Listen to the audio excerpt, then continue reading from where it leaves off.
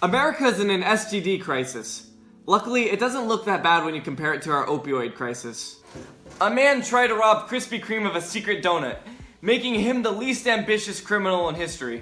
Missouri has made it illegal to call fake meat meat, begging the question, wait, why is it legal to do that anywhere?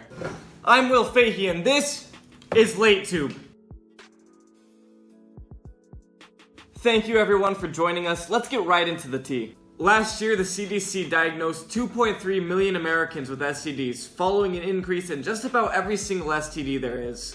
If 2.3 million STDs doesn't sound like a shocking number to you, then try realizing that there are only 36,000 McDonald's in the world.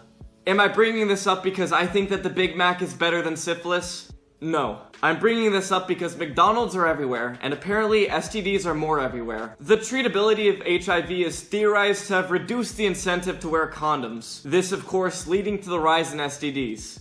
A theory that, if true, proves that men will only wear a condom if there's a chance of dying. Who would have expected that less AIDS would have resulted in more gonorrhea? It may simply be the seesaw of venereal diseases, tilting into balance.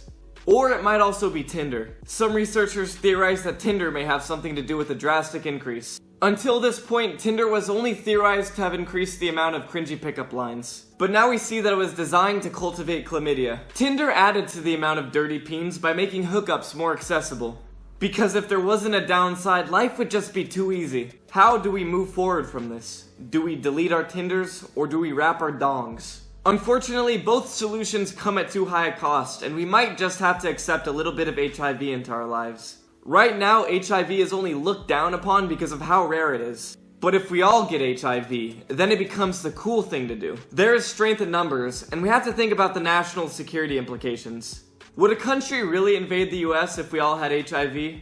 Wouldn't we have enough problems on our hands at that point? While there definitely is a solution that doesn't involve everybody getting HIV, there definitely isn't a better solution. Another story out of Florida tonight. A man came up to a Krispy Kreme and tried to rob them unarmed.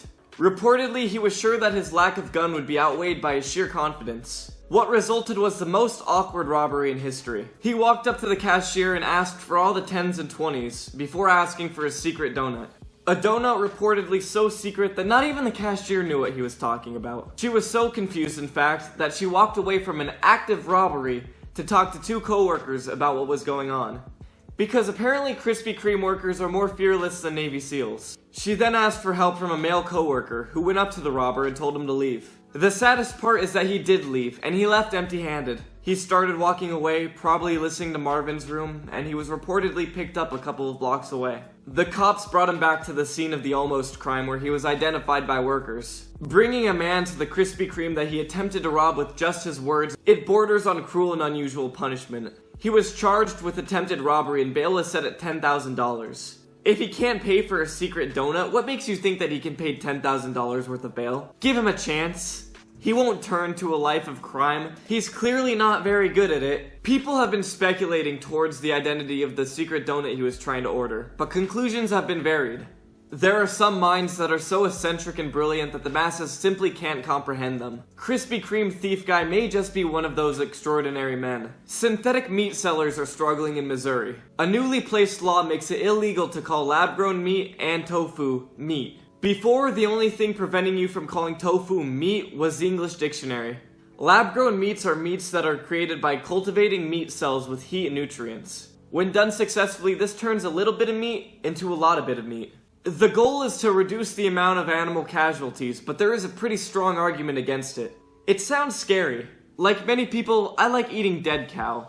Not because I like killing cows, but because I don't trust cows. If you scoop some cells out of a cow and eat it, the cow is still out there. If you believe that the cow isn't coming to get you, keep believing that. That's exactly what the cow wants. The only way to keep meat eaters truly safe is to take the cows completely out of the equation.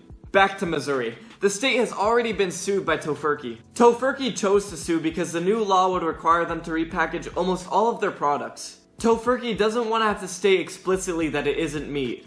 Which is a little bit strange when you realize that was kind of the entire point. Every vegan that's ever eaten Tofurkey at a family Thanksgiving has been very clear that the Tofurkey is in fact not meat. In some cases going so far as to physically irritate those who have to share the same room with them. Why can Tofurkey not do the same? Lab-grown meat? I don't really know if that's meat or not. I don't exactly have a degree in meat. But everybody knows that Tofurkey isn't meat. This is just another attempt by Tofurkey to corner the food market. And let me be the first person to tell you, Tofurkey, you will never beat meat. You'll never beat my meat, our meat, or America's meat. Thank you so much for watching. That's all the news that we have for today. Remember to like, comment, and subscribe to stay woke. I'm Fahey, and that's the tea.